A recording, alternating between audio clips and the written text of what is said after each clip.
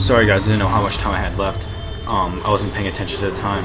Anyways, what I was gonna say was, next one is Frontiers. It was, I heard about this through 8 the Chosen One. He talked about one of his videos, and like I remember looking for it for like ever, but I couldn't find it anywhere. And then I saw it at this one video store. I was like, okay, I gotta buy this now.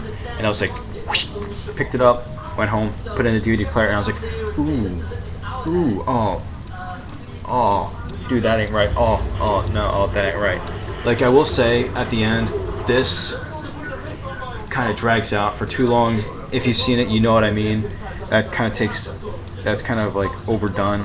But still, like, everything else, like, makes up for it. This is, like, an awesome movie. I mean, that's just awesome. It's, like, the prime torture movie. Another torture movie, kind of, The Girl Next Door. I already reviewed this, so I'm not going to talk about much. It's a pretty good movie. I liked it a lot. It's pretty accurate to the novel that it's based off of, which is also disturbing in itself. This is a fantastic movie. It's disturbing. It's weird. It's not gory. It's just weird.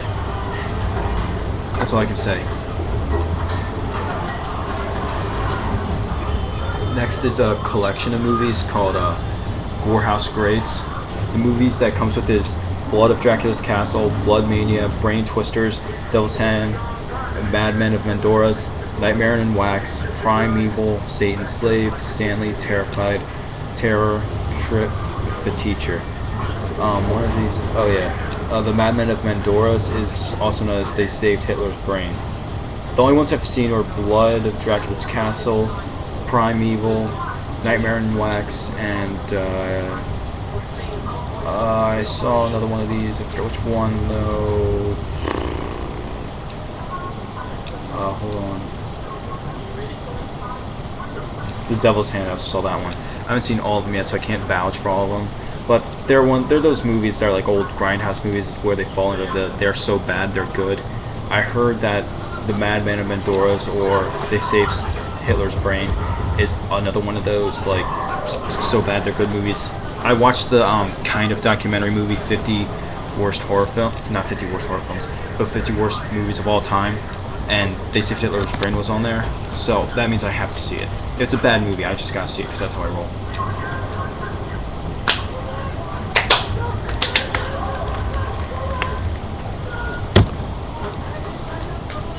Next is Gremlins, and you know Gizmo is the man.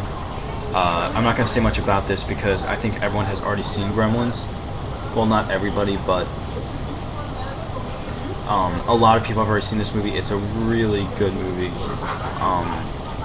Joe Dante knew how to direct this movie.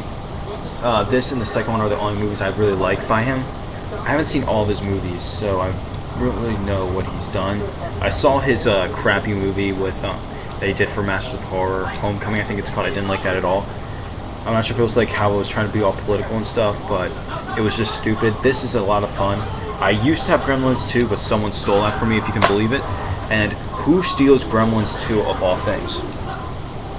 Next is a movie I'm pretty sure you haven't seen. It's another vampire movie called Habit. This got some pretty good reviews. It got good reviews by Playboy, the Chicago Tribune, Chicago Sun-Times, Roger Ebert. That's the same thing in case you're wondering. Amy Talbin of The Village Voice and John Anderson of Newsday. So it's a pretty good movie. I can see why it got those good reviews. I got it pretty cheap also. I liked it a lot.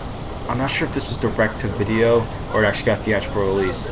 Some places said that it was straight to video, and there are other sources that say that it was theatrical.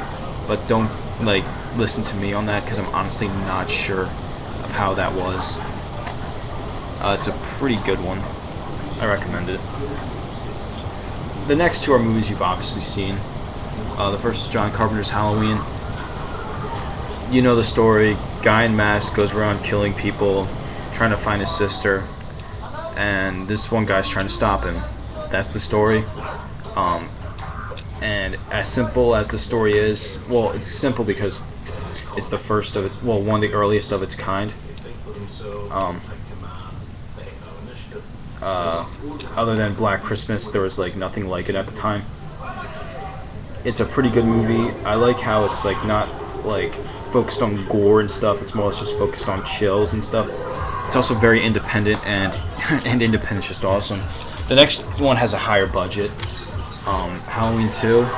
I'm not sure if this one was directed by Mike Myers. I know, no, it was produced by. Did I just say directed by Mike Myers? I meant directed by John Carpenter. No, it wasn't. It was just produced by him. It's directed by someone else. He wrote it though. This one's pretty good too. I remember when I first bought this. You know those like security sticker things that they put on the DVD case? Well, they put it directly on the DVD. Not this one. I returned it and I got a different one. But the first time I bought this, it was on the DVD itself, and I was like, "Wow, that's ridiculous." Anyways, I have to stop it here because, like I said, unless you know how I'm going shelf by shelf. So 2 parts will equal 1 shelf. So it will, like, if we go halfway through one shelf, the one part, and then halfway through the other part. So that's another shelf I went through, and I'll be back with you in a second.